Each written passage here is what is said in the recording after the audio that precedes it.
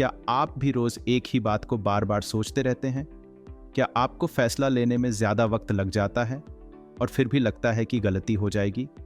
क्या आपकी नींद, भूख और रिश्ते सब पर सोच का असर होने लगा है? क्या आपने कभी खुद से पूछा, क्या मैं सोच रहा हूं या जरूरत से ज्यादा सोच रहा हूं? हार्वर्ड मेडिकल स्कूल के अनुसार ज्यादा सोचने से कॉर्टिसोल बढ़ता है, जिससे डिप्रेशन और एंजाइटी का खतरा दोगुना हो जाता है। अमेरिकन साइकोलॉजिकल एसोसिएशन के मुताबिक 73% युवा रोजाना ओवरथिंकिंग का अनुभव करते हैं।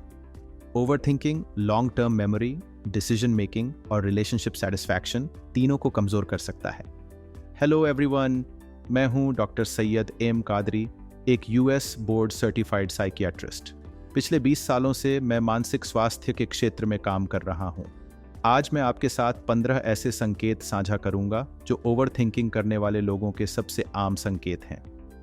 तो आइए जानते हैं वो 15 संकेत जो बताते हैं कि आप भी शायद ओवरथिंकर हैं, और अगर आप इनमें से 5 से ज्यादा में खुद को पाते हैं तो ये वीडियो आपकी सोच बदल सकता है। 1. आप हर चीज का वर्स्ट केस सोचते हैं। आप किसी भी स्थिति में सबसे पहले नकारात्मक परिणाम के बारे में सोचते हैं। अगर मैं इंटरव्यू में फेल हो गया तो, अगर उन्होंने इनकार कर दिया तो, यह सोच धीरे धीरे भय, हिचकिचाहट और आत्मसंदेह को जन्म देती है। येल यूनिवर्सिटी की रिसर्च के अनुसार रिपीटेड नेगेटिव इमेजिनेशन दिमाग की संरचना बदल सकती है। जब हम बार बार हार की कल्पना करते हैं तो जीत का आत्मविश्वास खोने लगता है। 2. आप बीते कल में फंसे रहते हैं। ओवरथिंकर अक्सर बीते पलों की गलती या बातचीत को बार बार दोहराते हैं। यूनिवर्सिटी ऑफ वाटरलू की स्टडी बताती है कि रूमिनेशन यानी एक ही विचार को दोहराना डिप्रेशन का प्रमुख संकेत है। यह भविष्य को बिगाड़ देता है क्योंकि दिमाग अतीत में फंसा रहता है। जो हो गया है उस पर सोचते रहना आज को खो देना है। 3. आप कोई भी फैसला लेने में बहुत वक्त लगाते हैं। आप छोटी छोटी चीजों पर भी सोचते रहते हैं। क्या खाना है, क्या जवाब देना है, क्या आगे बढ़ना है। ओवरथिंकिंग डिसीजंस को क्लैरिटी नहीं, कंफ्यूजन में बदल देता है। कॉर्नेल यूनिवर्सिटी के मुताबिक फास्ट डिसीजन मेकिंग बढ़ाने के लिए डेली लो रिस्क डिसीजंस जल्दी लेना जरूरी है। निर्णय लेने की शक्ति खोने लगे तो जिंदगी डिसीजन नहीं, डर से चलती है। 4. आप सोशल इंटरेक्शन के बाद बार बार सोचते हैं, मैंने क्या कहा। अगर आप हर बातचीत के बाद खुद को एनालाइज करने लगते हैं तो ये ओवरथिंकिंग का क्लासिक साइन है। साइकोलॉजी टुडे के अनुसार सोशल ओवरथिंकिंग सेल्फ इमेज को प्रभावित करता है और लो सेल्फ एस्टीम को बढ़ावा देता है। हर बात को डिसेक्ट करने से रिश्तों में दूरी आ जाती है। 5. आप कई बार सोचते हैं, काश मैंने ऐसा न किया होता। रिग्रेट बेस्ड थिंकिंग सबसे धीमी आत्मपीड़ा होती है। यूनिवर्सिटी ऑफ कैलिफोर्निया की रिसर्च बताती है कि जो लोग लगातार रिग्रेट में जीते हैं उनकी प्रोडक्टिविटी और इमोशनल रेजिलियंस में गिरावट आती है। पछतावे में जीना वर्तमान से दूर होना है। अगर आपने इनमें से कई संकेतों में खुद को पाया है तो रुकिए नहीं, अभी और 10 ऐसे संकेत हैं जो ओवरथिंकिंग के गहराते असर को दर्शाते हैं और जिन्हें पहचान कर आप अपनी सोच को रीसेट कर सकते हैं। 6. दिमाग हर वक्त एक्टिव रहता है लेकिन नतीजा कुछ नहीं। ओवरथिंकर्स का दिमाग एक हाइपर एक्टिव ब्राउजर की तरह होता है। हर वक्त कई टैब्स खुले होते हैं। न्यूरोसाइंस टुडे के मुताबिक ओवरथिंकिंग ज्यादा न्यूरल लोड पैदा करता है, जिससे थकावट बढ़ती है लेकिन क्लैरिटी नहीं मिलती। ये उन लोगों में ज्यादा होता है जो परफेक्शनिस्ट या हाईली रिस्पॉन्सिबल नेचर के होते हैं। जब दिमाग हर वक्त ऑन हो तो शरीर और मन ऑफ हो जाते हैं। 7. आप हर चीज का एनालिसिस पैरालिसिस कर देते हैं। ओवरथिंकर्स हर फैसले को इस कदर डिसेक्ट करते हैं कि वो डिसीजन कभी लिया ही नहीं जाता। इसका नतीजा होता है मिस्ड अपॉर्चुनिटीज, अनावश्यक चिंता और लो प्रोडक्टिविटी। स्टैनफोर्ड यूनिवर्सिटी की रिपोर्ट में इसे डिसीजन फटीग कहा गया है, जो लगातार एनालाइजिंग की वजह से आता है। सोचना अच्छा है लेकिन जरूरत से ज्यादा सोचना डायरेक्शन छीन लेता है। 8. आप खुद को बार बार सोशल मीडिया से कंपेयर करते हैं। ओवरथिंकर्स अक्सर खुद को दूसरों की हाइलाइट्स से कंपेयर करते हैं, जिससे सेल्फ डाउट और इनसिक्योरिटी बढ़ती है।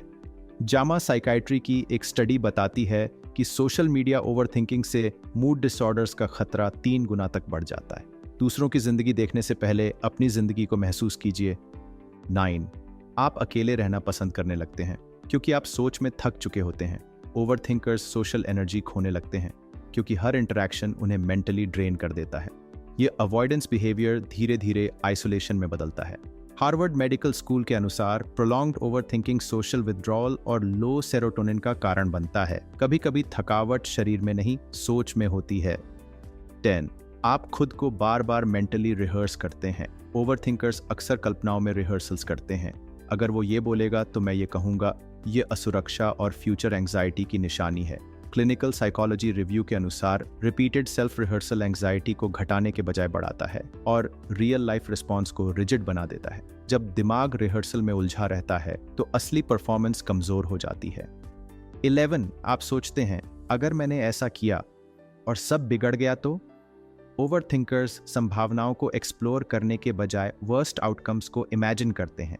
इससे जोखिम लेने की क्षमता कम हो जाती है। बिहेवियरल इकोनॉमिक्स की रिपोर्ट कहती है, फियर ऑफ लॉस क्रिएटिविटी और ग्रोथ दोनों को बाधित करता है। जो निर्णय डर पर आधारित हो वो मन की आवाज़ नहीं, चिंता की गूंज होती है। 12. आप परफेक्ट टाइम का इंतजार करते हैं लेकिन वो आता ही नहीं। ओवरथिंकर्स चीज़ों को तब तक टालते हैं जब तक सब परफेक्ट ना लगे, जो कभी नहीं होता। प्रोक्रेस्टिनेशन और परफेक्शनिज्म की ये जोड़ी सफलता के सबसे बड़े दुश्मन है। यूनिवर्सिटी ऑफ शेफील्ड की स्टडी कहती है कि जो लोग ज्यादा सोचते हैं वो एक्शन से ज्यादा आइडियल कंडीशन पर जोर देते हैं। परफेक्ट की तलाश में हम अच्छा भी खो बैठते हैं। 13. आप बार बार व्हाट इफ सोचते हैं, क्या होता अगर?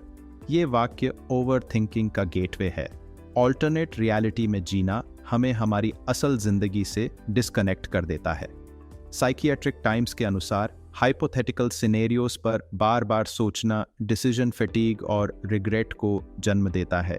वर्तमान को समझने के लिए कल्पनाओं से बाहर आना जरूरी है। 14.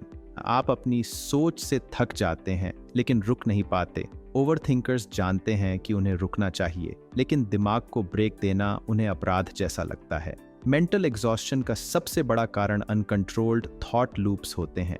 क्लिनिकल स्टडीज बताती हैं कि ओवरथिंकिंग आपकी डीप स्लीप, डाइजेशन और मूड तीनों को बिगाड़ सकता है। सोच को विराम देना आत्मा की देखभाल करना है। 15. आप अकेले में और ज्यादा सोचते हैं और उससे बाहर नहीं निकल पाते। ओवरथिंकर जब अकेले होते हैं तो ये समय रिफ्लेक्शन की जगह रूमिनेशन में बदल जाता है। आप खुद के सबसे बड़े आलोचक बन जाते हैं। APA की रिसर्च कहती है, स्ट्रक्चर्ड, रूटीन और इमोशनल जर्नलिंग से इस चक्र को तोड़ा जा सकता है। अकेलापन जरूरी हो सकता है लेकिन उसमें खो जाना नहीं। ओवरथिंकिंग एक आदत है जो धीरे धीरे सोच को जकड़ लेती है, लेकिन यह आदत बदली जा सकती है समझदारी, अभ्यास और छोटे छोटे बदलावों से। अगर आपने इन 15 में से 5 या उससे ज्यादा लक्षणों को महसूस किया है तो घबराइए नहीं। अवेयरनेस ही पहला कदम है बदलाव की ओर। रोज सिर्फ 10 मिनट जर्नलिंग, डीप ब्रीदिंग या माइंडफुल वॉकिंग से शुरुआत कीजिए। ज़रूरत हो तो किसी मानसिक स्वास्थ्य विशेषज्ञ से बात करें और सबसे ज़रूरी, खुद पर दया और धैर्य रखें, क्योंकि जब आप अपनी सोच को पहचानते हैं तभी आप उसे दोबारा गढ़ सकते हैं।